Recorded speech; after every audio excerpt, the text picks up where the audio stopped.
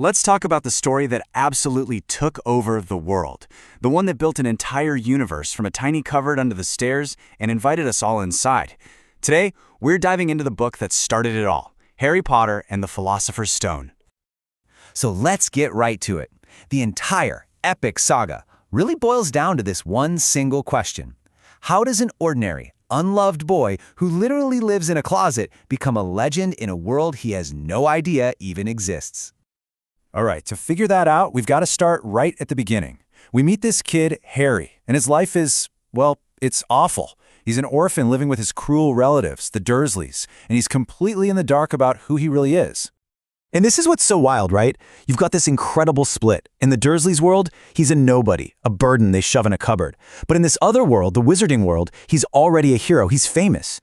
The Dursleys are trying to stamp out any sign of his past, but his destiny is literally waiting right outside their front door. So why is he famous? What's the big deal? It all comes down to this one name they call him, the boy who lived. See, when he was just a baby, the most evil wizard you can imagine, Lord Voldemort, murdered his parents. He then tried to kill Harry with a curse that no one had ever survived. But for some reason, it bounced off. Voldemort disappeared, and all Harry was left with was that iconic lightning bolt scar. Okay, so he has no idea about any of this. How does he find out? Well, his entire world gets flipped upside down on his 11th birthday. And believe it or not, it all starts with just a single letter. And it's not just one letter. It's an avalanche of them. The Dursleys go completely bonkers trying to stop them, but then, boom, the giant groundskeeper Hagrid shows up and drops the 4 words that change everything. You're a wizard, Harry. After that, it's just a total whirlwind. He's whisked off to the magical Diagon Alley, finds out he has a small fortune, and boards the Hogwarts Express from a secret platform. And on that train journey, maybe the most important thing happens. He finds his people.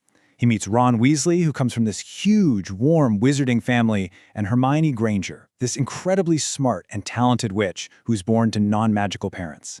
And just like that, the 3 of them click. It's the start of everything. So when Harry finally gets to Hogwarts, it is so much more than just a school. I mean, for the first time in his entire life, he feels like he's home. And it's everything you could imagine. New friends, instant rivals, and of course, magic everywhere you look. And you pretty quickly get the lay of the land, you know? The main players fall into place. Harry gets sorted into Gryffindor with Ron and Hermione. He makes an enemy right off the bat in Draco Malfoy, finds a wise mentor in the headmaster Dumbledore, and then there's Professor Snape, the potions master who just seems to have it out for him from day one. But here's the thing. Harry isn't just surviving at Hogwarts. He's thriving. Turns out he's a natural on a broomstick, a real prodigy. In fact, he gets made the Seeker for his house Quidditch team, becoming the youngest player in 100 years. It proves he's more than just his scar. He's got talent all his own. But, you know, it's not all classes in Quidditch. Our trio, they start to notice something is up. There's a dangerous secret hidden deep inside the castle, and somebody wants it badly. So what is this big secret? It's the Philosopher's Stone. And yeah, it's the real deal, a legendary object that can produce the elixir of life. It literally grants immortality, so you can imagine why the stakes are so incredibly high. Now, the kids are convinced it's Professor Snape who's trying to steal it. So, what do? Well, being kids, they decide they have to get to it first. And the path is just insane. They have to get past a giant 3-headed dog, escape a deadly plant, catch a flying key, and win a life-or-death game of giant wizard chess. Somehow, they make it through all of that, but Harry has to go into that final chamber all by himself. And when he gets there, the person waiting for him is the last person he ever expected to see. Get this, it wasn't Snape. It was never Snape. All that suspicious behavior? Turns out he was trying to protect Harry the whole time. The real bad guy was Quirrell. Yeah, the nervous, stuttering, seemingly harmless defense against the dark arts professor.